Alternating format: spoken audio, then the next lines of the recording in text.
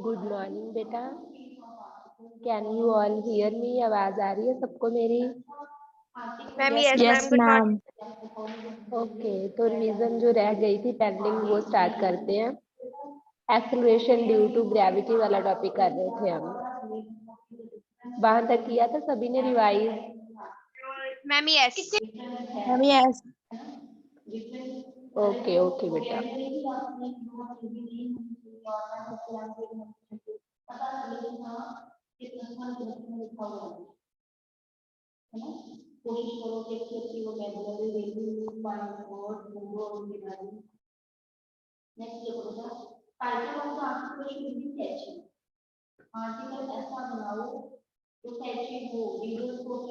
Acceleration due to gravity कर रहे थे कि हम वैसे पहले हमने सबसे पहले एक्सेलरेशन स्टडी किया था कि एक्सेलरेशन क्या होती है। What is acceleration? एक्सेलरेशन क्या होती है? चेंज इन वेलोसिटी, कि जब किसी ऑब्जेक्ट की स्पीड या direction with respect to time change हो जाए तो उसी को हम बोलते हैं कि ऑब्जेक्ट एक्सेलरेट कर रहा है। और उसी तरह अब जब ग्रेविटी की बात कर रहे हैं, मीन्स जब कोई भी ऑब्जेक्ट फ्री फॉल मोशन में है उस टाइम भी उसकी स्पीड में और डायरेक्शन दोनों में चेंज आता है। अगर कोई ऑब्जेक्ट ऊपर से नीचे की तरफ ड्रॉप किया गया है तो उसकी वेलोसिटी क्या है? जैसे जैसे वो अर्थ की तरफ आ रहा है इंक्रीज होते जा रही है, उसकी वेलोसिटी चेंज हो रही है।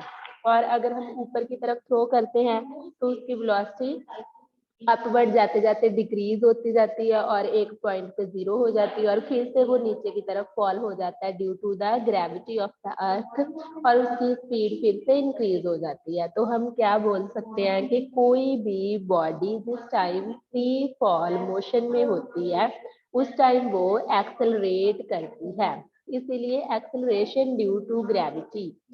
अगर आ जाए कि what is acceleration due to gravity, तो आप क्या बोलोगे? The acceleration produced in a body under the free fall, ठीक है, या फिर under the influence of gravity, कि किसी भी ऑब्जेक्ट में जो एक्सेलरेशन उस टाइम प्रोड्यूस होती है जब वो फ्री फॉल मोशन में है उसको हम क्या बोलते हैं? Acceleration due to gravity. अब देखो, अब एक्सेलरेशन ड्यू टू ग्रेविटी की वैल्यू को अगर कैलकुलेट करना हो तो वो कैसे करेंगे? जो एक्सेलरेशन होती है, सिंपल एक्सेलरेशन को आप ए के साथ डिनोट करते थे, लेकिन एक्सेलरेशन ड्यू टू ग्रेविटी को हम किसके साथ डिनोट करते हैं? जी के साथ डिनोट करते हैं, small g. Acceleration due to gravity is denoted by small g. और एक्सेलरेशन के जो एसआई यूनिट हैं वो क्या होते हैं? ये क्या है देखो, वेलोसिटी अपॉन टाइम। वेलोसिटी के मीटर पर सेकंड, टाइम के सेकंड, तो क्या बन गए? मीटर पर second square. M S minus 2 है ये। इसको आप कैसे प्रोनाउंशिएट करोगे? मीटर पर सेकंड स्क्वायर, ठीक है। तो एक्सेलरेशन ड्यू टू ग्रेविटी के एसआई यूनिट भी वही हो गए, मीटर पर सेकंड स्क्वायर। उसके बाद हमें स्मॉल जी की वैल्यू को फाइंड आउट अगर करना हो तो उसके लिए हमने एक छोटा सा आर्टिकल किया था एक्सप्रेशन के, न्यूटन के सेकंड लॉ ऑफ मोशन से हमारे पास फोर्स क्या होती है? Force is the product of mass and acceleration, F is equal to M A.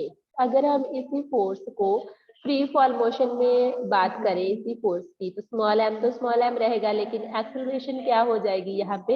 Acceleration due to gravity हो जाएगी। तो एक ही जगह पे क्या आ गया? एम इंटू जी, ठीक है। तो एक फॉर्मूला तो हमारे पास ये वाला है, एक फोर्स का, एंड एक फोर्स हमें ऑलरेडी पता है ग्रेविटेशनल फोर्स। ग्रेविटेशनल फोर्स क्या होती है? हमने स्टार्टिंग में किया यूनिवर्सल लॉ ऑफ ग्रेविटेशन से कि F is equal to G M M upon R square, ये चीज की है। तो वहां से हम लेफ्ट हैंड साइड अगर इक्वल है तो हम राइट हैंड साइड को क्या कर सकते हैं? इक्वेट कर सकते हैं। तो वो ही वही किया बस। यहाँ पे क्या आ गया? M G is equal to G M M upon R square. अब स्मॉल एम के साथ स्मॉल एम क्या हो जाएगा? कैंसल।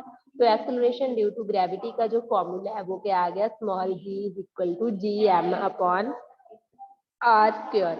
यहाँ पे जो कैपिटल एम है वो क्या है? Mass of the earth.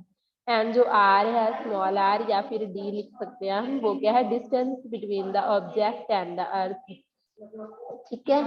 और अगर कोई ऑब्जेक्ट सरफेस, अर्थ की सरफेस के बिल्कुल ही नियर है तो जो रेडियस होता है डी जो होता है वो रेडियस ऑफ अर्थ के इक्वल होता है, ठीक है, तो इस तरह से एक्सेलरेशन ड्यू टू ग्रेविटी जो है वो ऑब्जेक्ट के मास पर, ऑब्जेक्ट की किसी चीज पे डिपेंड नहीं करती, वो तो किस पे डिपेंड करती है, mass of the earth and radius of the अर्थ।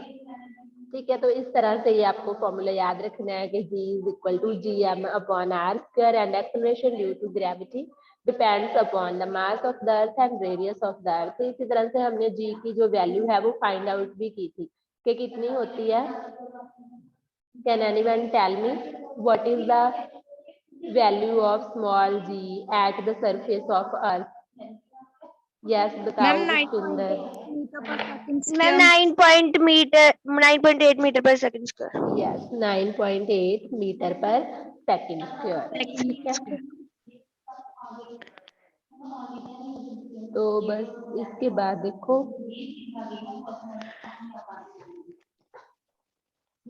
हम यहाँ से फाइंड आउट कर सकते हैं G की value on the surface of अर्थ। हमने किया है मास ऑफ अर्थ की वैल्यू पुट कर दी, रेडियस ऑफ अर्थ की वैल्यू पुट कर दी, उसका स्क्वायर कर दिया, And- ग्रेविटेशनल कांस्टेंट की वैल्यू पुट कर दी, नोटबुक पे आपको करवाया, तो स्मॉल जी की वैल्यू कितनी आ गई, 9.8 मीटर पर सेकंड स्क्वायर। इसके बाद है कॉन्सेप्ट मास एंड वेट का। मास क्या होता है? Can anyone tell me what is mass? Ma'am yes. Yes, Ma'am. बताओ। Mass is defined as the amount of matter contained in an object. And weight, what is weight? Weight is ma'am defined पता as a force with which it is yes बेटा, attracted एक towards. Minute Pushpinder. Yes Komal, आप बताओ। weight is defined as a force which is attracted by the earth toward itself. Yes, weight क्या है? एक तरह की फोर्स है जिसकी वजह से कोई भी ऑब्जेक्ट जो है वो अर्थ की तरफ है ना, अर्थ की तरफ अट्रैक्टेड है। Weight is the force exerted on the object by earth and mass is the amount of matter contained in an object. अब मास जो है वो कांस्टेंट है, वो फिक्स है, चाहे हम अर्थ के ऊपर मास की वैल्यू निकालें, चाहे कहीं और पे कहीं किसी और प्लेनेट पे जाकर निकालें, मास की जो वैल्यू है वो जितना अमाउंट ऑफ मैटर होगा उतना ही रहेगा। लेकिन वेट क्या है? वेट तो एक तरह की फोर्स है।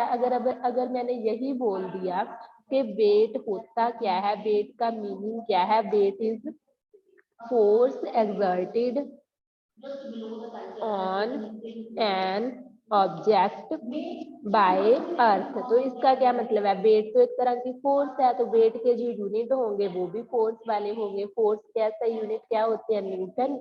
तो वेट के भी क्या Ma'am, yes. होंगे? न्यूटन। अब जो फॉर्मूला फोर्स को फाइंड आउट करने का है वही वेट का भी तो होना चाहिए। तो फोर्स का फॉर्मूला हमने ऑलरेडी किया, F is equal to mg। तो वेट का भी क्या बन गया? Weight can be defined as the product of mass and acceleration due to gravity. Acceleration due to gravity क्यों यूज की? बिकॉज अर्थ की बात कर रहे हैं हम, ग्रेविटी की ही तो बात कर रहे हैं। Force exerted on an object by earth. अगर हम किसी ऑब्जेक्ट का वेट मून के ऊपर निकालना हो तो हम बोलेंगे force exerted on an object bye moon. तो ग्रेविटी की वैल्यू को क्या है, प्लेनेट के साथ साथ चेंज हो जाएगी। यहाँ पे स्मॉल m तो मास है, G फॉर ग्रेविटी है। ग्रेविटी उस प्लेनेट की होगी जिसके ऊपर हम वेट मेजर कर रहे होंगे। अगर हम मून के ऊपर मेजर कर रहे हैं तो मून की ग्रेविटी की वैल्यू आएगी, अगर अर्थ के ऊपर मेजर कर रहे हैं तो अर्थ की ग्रेविटी की। तो इसीलिए वेट क्या है? कांस्टेंट नहीं है। वेट प्लेनेट के अकॉर्डिंग क्या हो जाता है? चेंज हो जाता है। ठीक है, और जो मास है वो क्या है? कांस्टेंट है। इसके बीच डिफरेंस भी किया है हमने कि मास, तो सबसे पहले तो मास की definition, mass is defined as the amount of matter contained in a given body and weight is defined as the force exerted on an object by earth. उसके बाद mass remains same at every planet everywhere and weight is different at different planets. Weight की जो value है वो small g की value के change होते ही चेंज हो जाती है, लेकिन मास की वैल्यू क्या है? फिक्स है। सपोज कर लो कि कोई पर्सन है, उसका अर्थ के ऊपर जो मास है स्मॉल m जो है, उसका जो वेट है वो 40 kg है। ठीक है, और हमें बोल दिया कि उसका मास जो है 40 kg है। अब उसका वेट फाइंड आउट करो। तो वेट कैसे निकालोगे आप? अर्थ के ऊपर बात कर रहे हैं, मास की वैल्यू कितनी है? 40। साथ में क्या मल्टीप्लाई हो जाएगा, स्मॉल जी की कितनी वैल्यू है 9.8, जिसको हम अप्रोक्सीमेट 10 ले सकते हैं। 40 इंटू 10 कितना आ जाएगा 400, और वेट 400 आ गए 400 न्यूटन। ठीक है, तो उसी तरह वेट जो है, अगर हम मून के ऊपर बात करें, मून की जो ग्रेविटी है वो अर्थ की जितनी ग्रेविटी है उसका 1/6 पार्ट होती है, तो मून के ऊपर ये वेट 1/6 के साथ मल्टीप्लाई होके आएगा। ठीक है, तो 6 पार्ट्स कम हो जाएगा। ये हम जब न्यूमेरिकल की प्रैक्टिस करेंगे तब आपको प्रॉपर समझ आ जाएगा दोबारा से। ठीक है, उसके बाद क्लियर है इतना बेटा सबको? Ma'am yes. Yes, ma'am. Yes. देखो इसके बाद मून वाला भी हमने किया है कि मास ऑफ द मून जो है वो मास ऑफ द अर्थ से लेस है, मून इसीलिए लेस फोर्स एक्सर्ट करेगा, और वेट ऑफ ऑब्जेक्ट जो मून के ऊपर होता है वो, ये पूरा आर्टिकल आपने किया है कि किस तरह से जो हमारे पास फॉर्मूला बन के आया था वो इस तरह से आया था कि weight of object on earth is equal to weight of object on moon is equal to weight of that object on earth divided by 6, 1/6 part हो जाता है। ठीक है, और फिर वेट ऑन द अर्थ, और वेट ऑफ एन, उसके बाद मास भी लिखा है कि अर्थ का जो मास होता है वो 6 इंटू 10⁻24 kg है, अर्थ का रेडियस 6.4 इंटू 10⁻6 मीटर है, एंड मून का जो मास है देखो वो इतना कम है, यहाँ पे क्या है 10⁻22, अप्रॉक्स 7.4 इंटू 10⁻22 kg, और मून का जो रेडियस है वो है 1.74 इंटू 10⁻6 मीटर।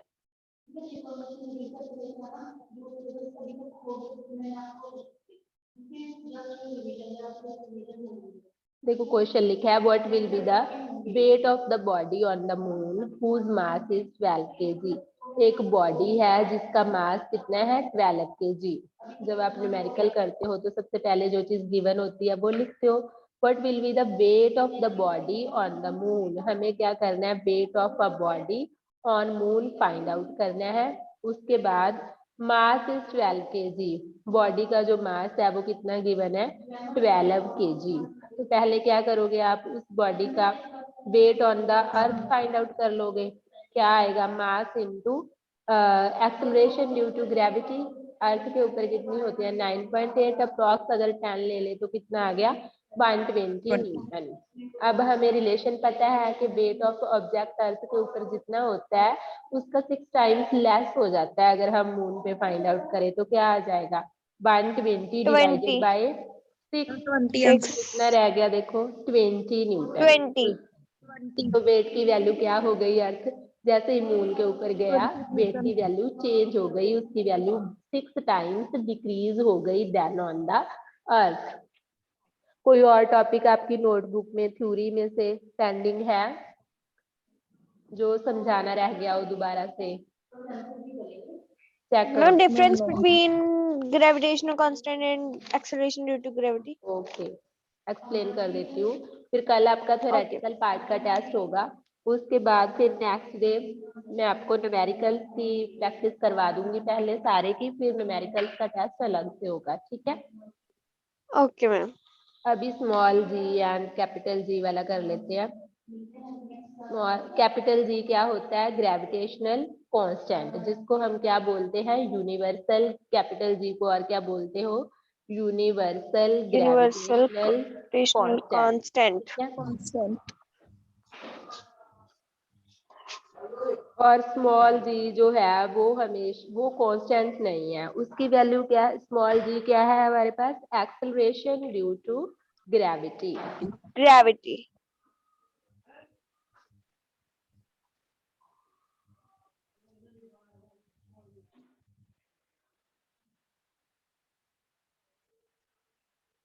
स्मॉल जी है acceleration due to gravity, and capital जी है universal gravitational constant. Capital G की जो वैल्यू है हमारे पास वो कितनी है बताओ,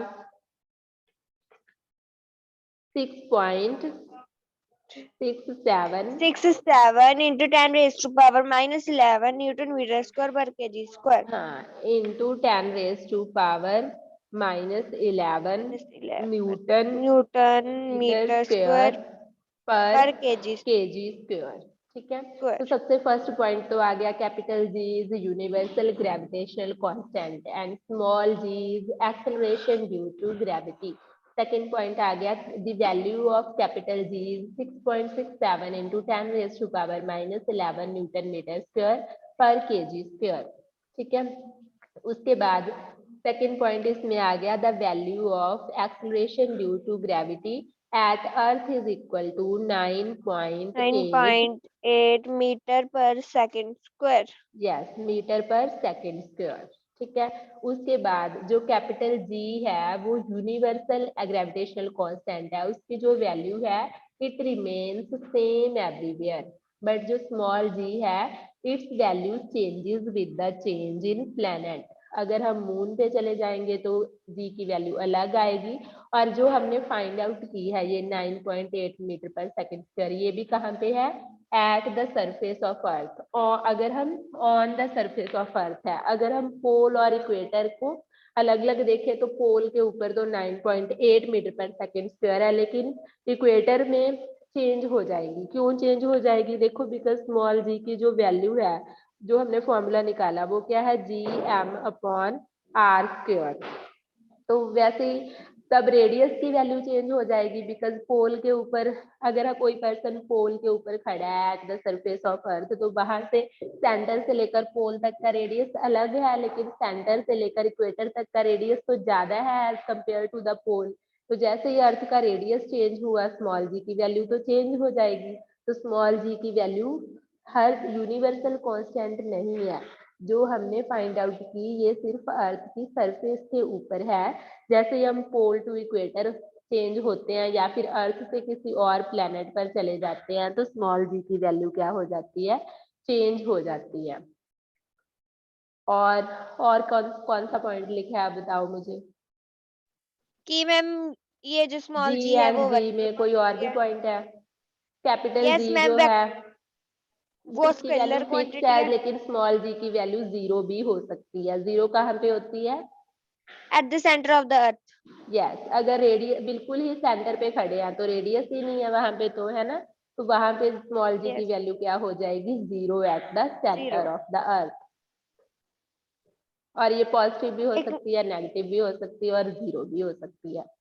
और यस और कोई पॉइंट है? कि स्मॉल जी वेक्टर क्वांटिटी है मैम, एंड हाँ, कैपिटल जी स्केलर अब ये तो कांस्टेंट है एक, इसकी तो फिक्स वैल्यू है ना, ये तो कांस्टेंट है। लेकिन स्मॉल जी क्या है, इसकी तो डायरेक्शन अलग अलग है। ग्रेविटी क्या है, इसकी डायरेक्शन है ना, इसीलिए ये क्या है, वेक्टर क्वांटिटी है। अर्थ हमें, हम अर्थ की तरफ अट्रैक्टेड है, अर्थ हमें अपनी तरफ खींच रही है। अगर हम ऊपर की तरफ कुछ फेंकते हैं तो वो क्या है, ग्रेविटी के ओपोजिट डायरेक्शन में है। अब gravity acceleration due to gravity का मैग्नीट्यूड भी है, मतलब उसकी न्यूमेरिकल वैल्यू भी है, साथ ही साथ उसकी एक डायरेक्शन भी है। जो वो क्वांटिटी जिसकी न्यूमेरिकल मैग्नीट्यूड एंड डायरेक्शन दोनों हों जिसके पास, उसको क्या बोला जाता है, वेक्टर क्वांटिटी। वो क्वांटिटी, वो फिजिकल क्वांटिटी जिसका ओनली मैग्नीट्यूड हो, मतलब जिसकी सिर्फ न्यूमेरिकल वैल्यू हो नंबर में, लेकिन डायरेक्शन ना हो, उनको बोला जाता है स्केलर क्वांटिटीज। इसीलिए कैपिटल जी जो है वो क्या है, स्केलर, और जो स्मॉल जी है वो क्या है, वेक्टर क्वांटिटी। ठीक है, कोई और डाउट हो इस चैप्टर में, इसी क्वेश्चन में? Ma'am ma'am no. नो। देख लो अभी एक बार नोटबुक से चेक कर लो कोई भी टॉपिक। न्यूमेरिकल्स को छोड़कर, न्यूमेरिकल हम दोबारा करेंगे प्रैक्टिस थ्योरेटिकल पार्ट में, किसी भी डेफिनेशन में या किसी चीज की वैल्यू में, कहीं भी कोई डाउट हो।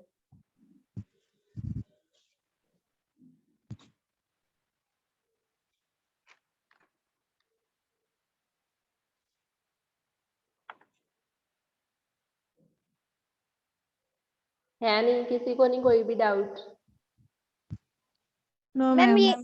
नो ये ना मैम। मैम, ये दोनों पॉइंट सेम नहीं है मैम। जी, जैसे मैम जी का है the value of G is different at different places, and capital G का है the G is universal constant that is value remains same everywhere. हाँ जी, तो ये तो अलग 12 अलग है, एक ऐसे ही एक पॉइंट है ma'am, the value of G is different for different planets और हेवनली ऑब्जेक्ट हाँ तो अब एंड वो इसलिए है ना, एक में तो ये है कि अर्थ के ऊपर भी हर जगह पे जी की वैल्यू सेम नहीं है, देखो अलग अलग है। क्यों? बिकॉज अर्थ क्या है, प्रॉपर गोल नहीं है, उसका रेडियस चेंज होता है पोल एंड इक्वेटर्स की वजह से, वो इस तरह से है। लेकिन कैपिटल जी की वैल्यू हर जगह सेम है। स्मॉल जी की वैल्यू अर्थ के ऊपर भी वेरी करती है। एक पॉइंट तो ये हो गया। सेकंड वाले पॉइंट में क्या बताया है कि प्लेनेट चेंज करने पर भी स्मॉल जी की वैल्यू क्या करती है, चेंज हो जाती है। ठीक है। Okay ma'am. और और तो नहीं है मैम। ठीक है, तो कल अच्छे से पढ़ के आओगे, आपका टेस्ट होगा। और फिर मंडे को हम मंडे ट्यूसडे 2 दिन हम न्यूमेरिकल की प्रॉपर प्रैक्टिस करेंगे दोबारा से। ठीक है, फिर न्यूमेरिकल्स का टेस्ट होगा। Okay ma'am. अभी अटेंडेंस लगवा दो। पहले 9th जैस्मीन के बच्चे, Komalpreet Kaur, Present, ma'am. Jashandeep Kaur, present ma'am. और कौन है, Pushpinder Kaur, present ma'am. 9th jasmine, Khushpreet Kaur, Present, ma'am. Kiranpreet, present ma'am. बस जैस्मीन का और कोई नहीं। ट्यूलिप, मनजोत कौर,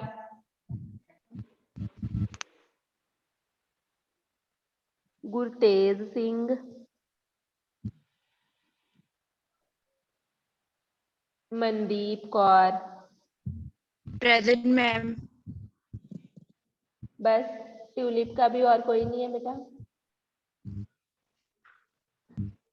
हो गई सबकी अटेंडेंस? Yes, ma'am. ओके बेटा, यू कैन लीव नाउ। चलिए।